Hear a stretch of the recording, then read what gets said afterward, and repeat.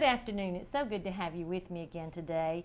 And I really have a wonderful guest with me today. I've had the privilege of just meeting Lewis Colbert, and we're going to talk about how God has used him. Lewis was born with a cleft foot. Is that correct? Clubfoot. Clubfoot. Okay. All right. And as a child, you had a tremendous amount of operations on your foot, and I want you to tell people what you went through even as a young boy. But anyway, he went on to be the punter. I was a punter. For Auburn University. Yes, You ma'am. ended up playing 4 years. 4 years. In the NFL with the Kansas City. That's correct. Kansas City Chiefs. Okay, and so we're going to talk about that today, and we're going to talk about the book he's written. We're going to talk about all the wonderful things, and I really pray that this program is going to be the type program that no matter what you're facing today, that you can see by the power and grace of God and through His love, we can overcome those things, can't we? Absolutely. Absolutely. We had the privilege of having you in our city the 12th of January at our Brother to Brother event, and you spoke there, and we've had so many men in the area talk about what a wonderful experience it was to have you here, how you related to them, and how God used you so mightily to touch their life. And I want to thank you for that, and I want to thank you for coming back to our community and just sharing what God has done in your life and, again, the things that you've had to overcome. So I just really want to turn the program, basically. I mean, I'm going to interject here, but I want you to tell your story just from birth, really, and tell us what you went through. Well, it starts in August of 1963, and when I was born. Yeah. And at the time that I was born, the doctors just whisked me away into the other room. My mom was there by herself. My dad dropped her off at the hospital front door and went back home. So she was in the hospital by herself when I was born, and a few minutes passed, and then the doctor came back into the room and said, and I'll never forget the words what my mom told me, is that he said, "Francis, I've got some bad news. Your son's been born with club feet. One of them not so bad, but the other one is the worst I've ever seen." Oh, wow. Of course, my mom was a little frantic, asking questions, trying to figure out what's going on, and the doctor doing the best he could to explain it. But one of the other questions was asked is, was he going to be able to walk? And the doctor said, "I don't think so. I'll give him maybe 10% chance of walking. Oh, my goodness. But if he does walk, he'll always have a limp. May even have to have a cane or some kind of aid device to be able to get around." Then he went to describing my right foot, and it had been rotated 90 degrees. It had been folded in half, and then it had folded again at the ankle around to the back of my shin. Oh, my goodness, yeah. And it basically, it looked like a fist. And it, right there at the ankle is the fist per se. Fortunately, it wasn't above the ankle. It was right at the ankle. So the next 5 years, I went through numerous operations, surgeries, procedures, casts, braces. This is one of my braces here, actually one of the last ones. That's the one that I learned to walk in. Really? Yeah, I could not walk because of the lack of strength and muscle development in my leg, and those bars gave me the support.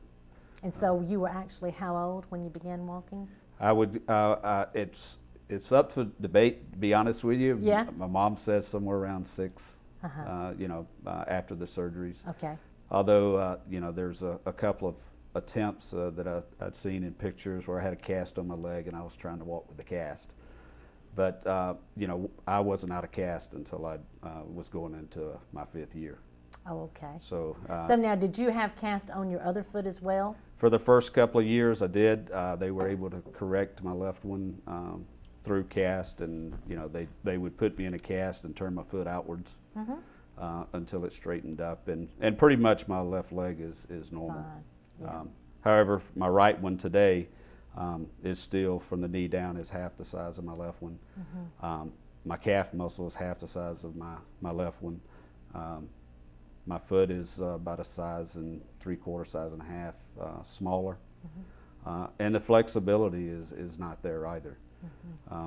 You know, it's a wonder and the grace of God that I was even able to walk, but then be able to take it into athletics and play baseball and play football. And So as a young boy, you did play different sports? Not with a lot of encouragement. Yeah, okay. The doctors really frowned on me trying to play. However, I was able to get into baseball. I had to play it even differently, running the bases and such, because I mean there just wasn't the strength.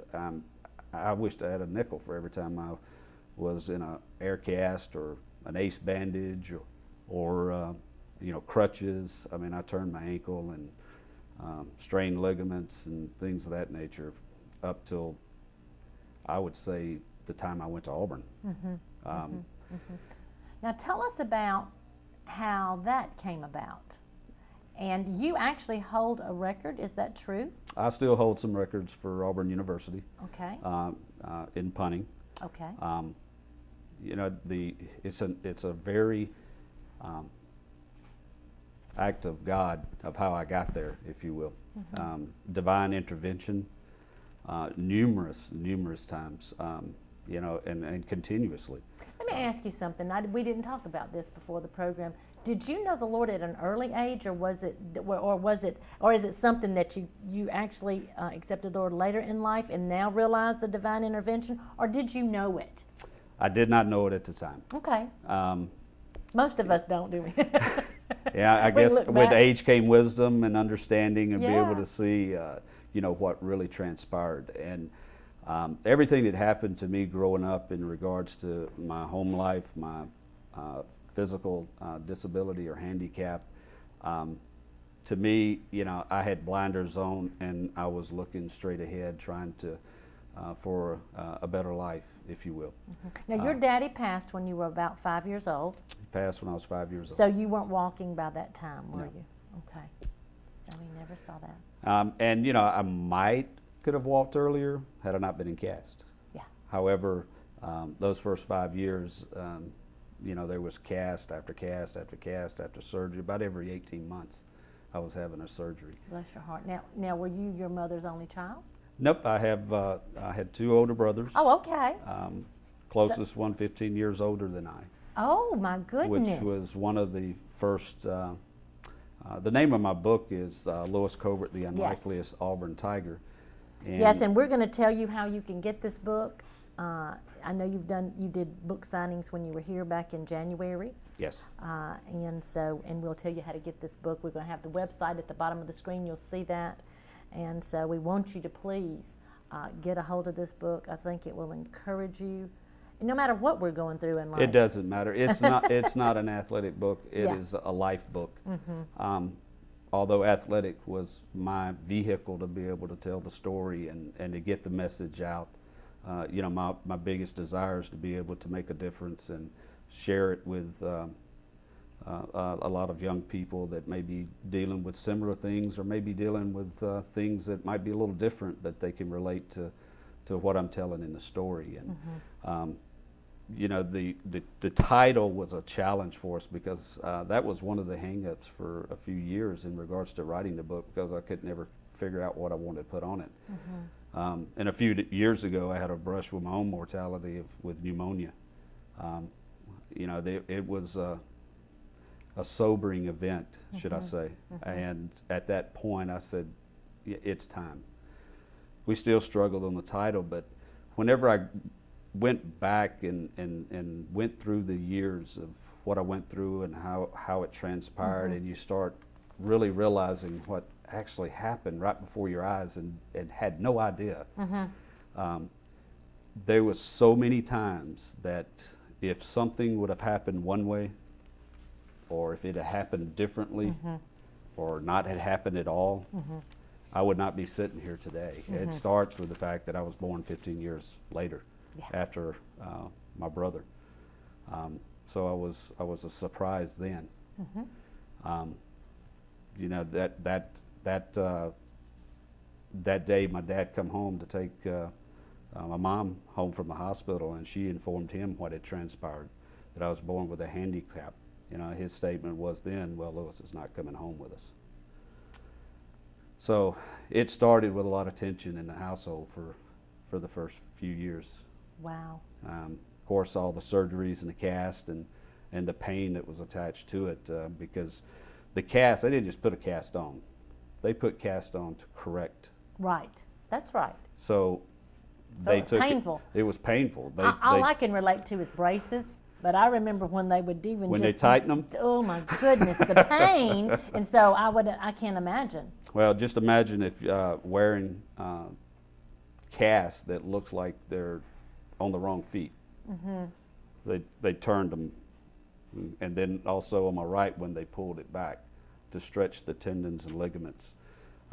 There's a 12-inch scar on the back of my calf, and then there's a scar on the bottom of my foot, the length of the foot, where they had to break it in 3 different places, turn it around, and different surgeries of Do trying you to... remember the pain? I mean, I guess that sounds... I can remember the last one. Yeah. I can remember a little bit of the last one, but you know... Thank goodness you don't remember. My brother and mom tells me about the first few, and basically all I did was scream and holler.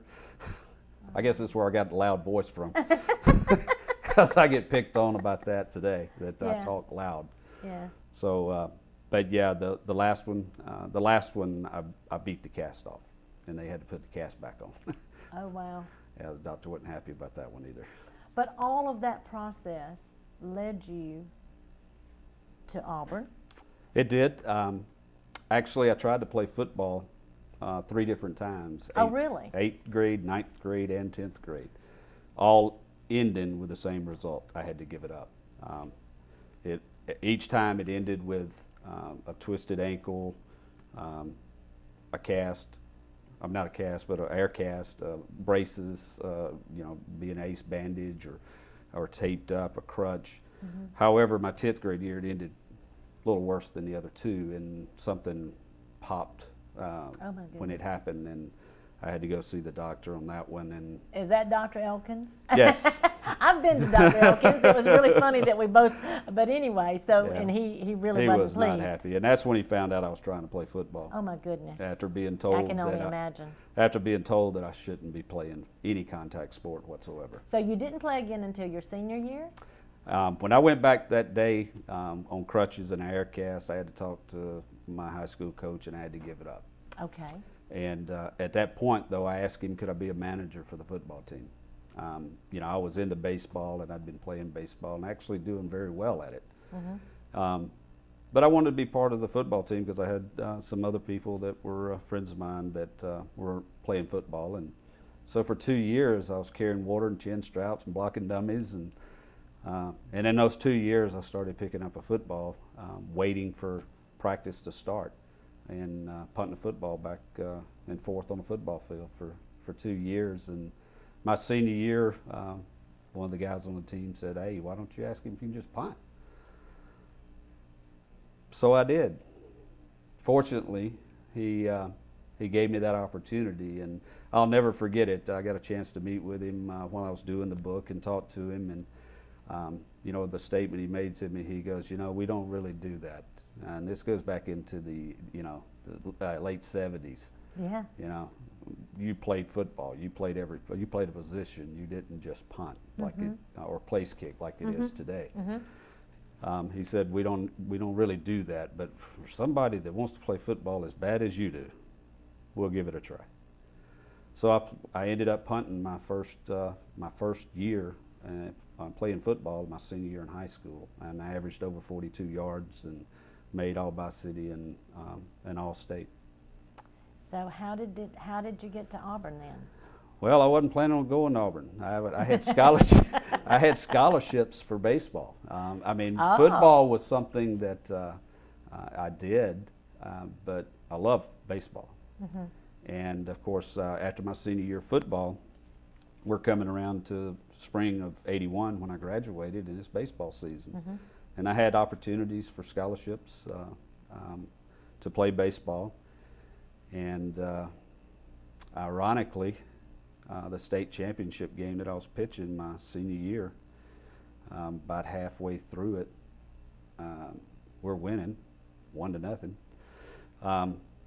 And I go to throw one high and tight. You know, it was the end of the inning, and my shoulder popped. Oh my goodness! Oh, bless And I was a pitcher. I was throwing, you know, around 90 miles an hour. Wow. You know, that's where I thought my life was headed, but the Lord works in mysterious ways. Yes, He does. You know, you never would I have thought that I'd have ended up at Auburn punting a football and then in the NFL. I know.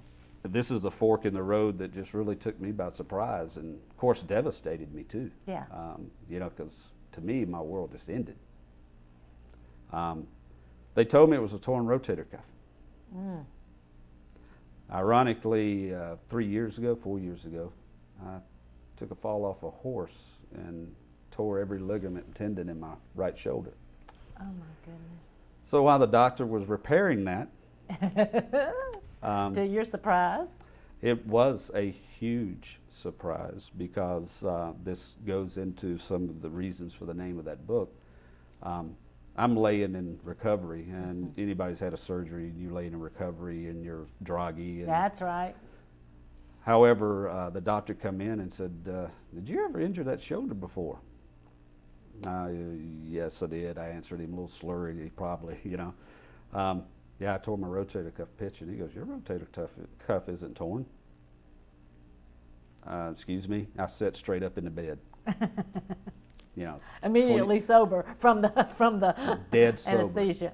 dead sober. And he said, no, it was just a little old bursa sac. It torn and flipped open. I just put it back up, sewed it back up. Oh my goodness. Changed your whole destiny. But I took confidence in what people were telling me, Absolutely. and you know, I knew it hurt really bad, so I really didn't think anything about it. But you know, I went to Auburn to get an education. Right. I definitely wanted the education, and I wanted an opportunity to do more in life, and so I headed to Auburn. It was close by. Borrowed money, got grants. You know, I did come from a family with money.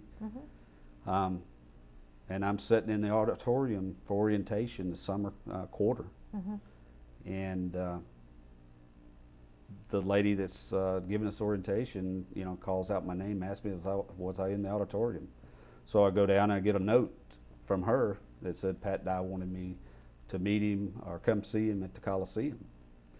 And it's ironic how that even happened because I wasn't recruited. I only played 1 year of football. And not to mention I had a handicap that I tried to hide, and did a very good job hiding it for many, many years. Because the emotional struggles I had over it are covered in the book too. And it was some challenging times dealing with it. You know, you start asking the question, why me? It's real easy to get into that, isn't it? It's really easy, and to just stay especially as a youngster. And waller in it, as we say in the South, just, you know. I did for many, many years, and it's amazing the older you get, the wiser you get, or at least maybe understand things a little better. Yeah. Didn't realize how much I was struggling with it. And, you know, all the things I cover in the book, there's a lot of it I'm still dealing with today and trying to overcome. But, you know, I come to find out later how he even got a hold of my name. And, you know, I was, my girlfriend at the time, I was at a family reunion, and her uncle, she had told her uncle about me punting a football. Ironically, her uncle and Pat Dye were acquaintances. He told Coach Dye, and of course it got a little exaggerated of actually, you know, I was punting the ball 50, 60 yards, and sounded like I was 10 foot tall and could run a 3-flat 40. But, but anyway, you know, that's how he found out about it. And it, you know, if that isn't, you know, a divine intervention, I don't know what it is. Yeah.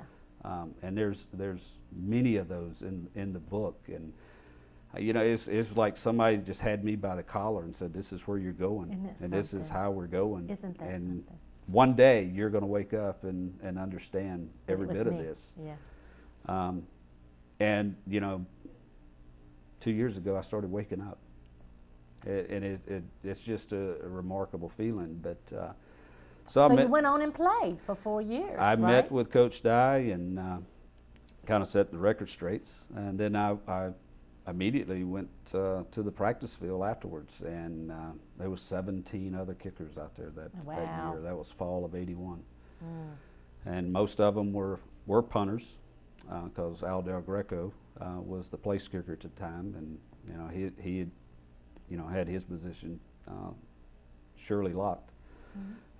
So there wasn't many of those out there, but the punters were just everywhere. And so I hung it out, but I'm telling you, there's many times I thought I was going to have to quit there too, because Coach Dye's off-season programs and his conditioning programs, his weightlifting programs, anybody that's an Auburn fan knows that they were legendary. And you know, I was still having problems with the running part, and having the endurance to be able to run. And you know, I remember still to this day sitting in the locker room after practices and just continuing to sit there until everybody left, just because I didn't want them to see me limping whenever I went to take a shower. But also I didn't want them to see the difference in my leg either, and start asking questions, because I didn't want to go through all that again. But I made it through the fall.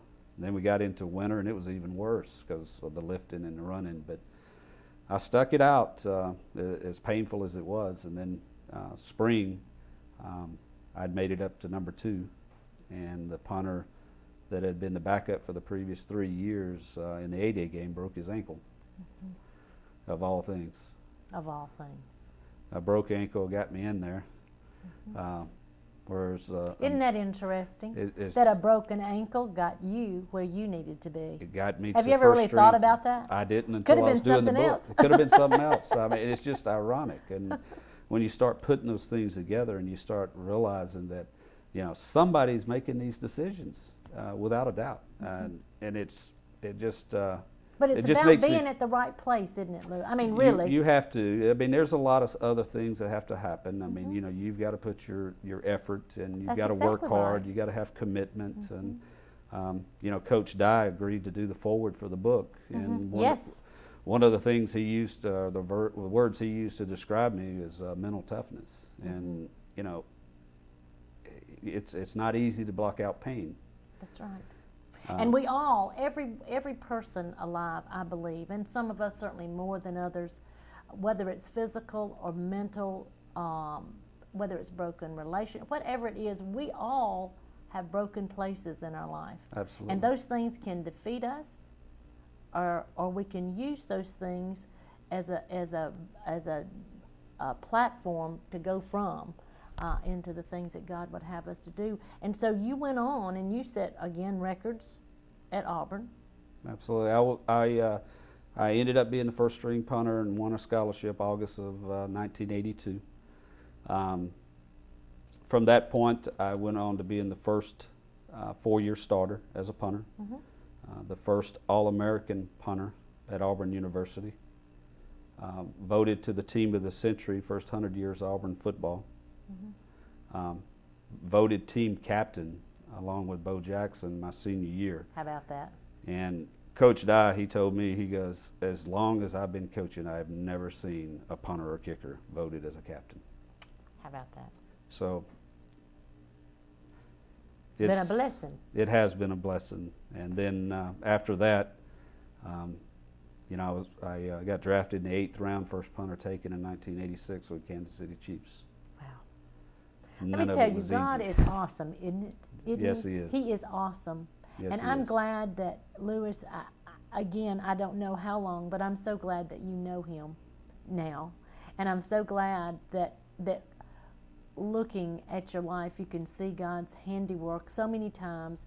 You know, we've heard the story about the tapestry, and behind the tapestry is so many strings and things that make no sense. But when we see the front of it, it's a beautiful picture. And that's truly what's happened in your life. And this is probably the hardest thing out of everything I've had to deal with, doing this book was the hardest thing I have ever done. Mm-hmm.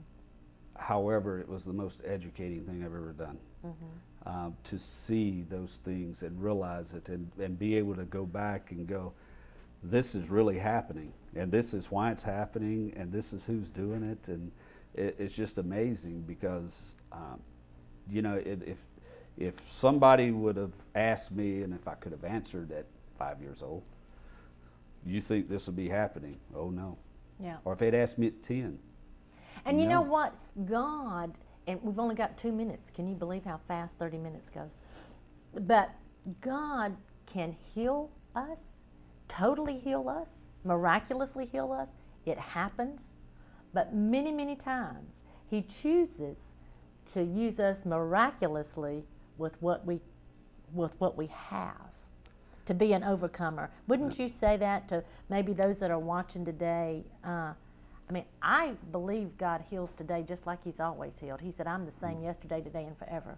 But He also used situations to change other people's lives, won't He? And that is true. Excuse me.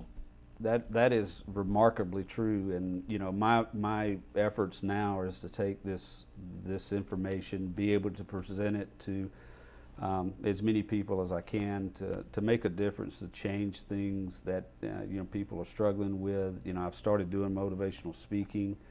And so you're out. I mean, if they want to get in touch with you, you want them to go to your website. Yes. Which is at the bottom of your screen right now, and go there. And if you would like to have, I know that our men at our church just really adored his testimony and what he had to say to the brother-to-brother group. And I just want to close the program out to encourage you to go to his website, to read about Lewis's life, how you get the book, so you can read his life story, and pray that God may use him to come and minister, because you want to do that. You want to go out and do more of what God would have you do. That's the reason. That's what it's about. That's what it's about. And so this is really a launching. This is another launching pad for you, isn't it? I mean, yes, it is. Okay. And so we want to encourage you today. I don't care where you are in your life. I don't care what you're going through. And just like this little boy, God can take a situation just like this and anoint a man such as you to touch people's lives. You see, all He wants is us to be willing to make a difference in somebody's life. Because it's up to God to bring that person. It's up to the Holy Spirit to draw that person. He just wants to know if we'll be available. And I want to thank you, Lewis, for being on the program today, for being available. We want you to go to his website and order his book. And if you've got a challenged child maybe, or maybe your own self is challenged, get this book and read it and let God do what He needs to do in your life. Remember, you make the difference. Christ in you really is the hope of glory. See you next week. Bye-bye now.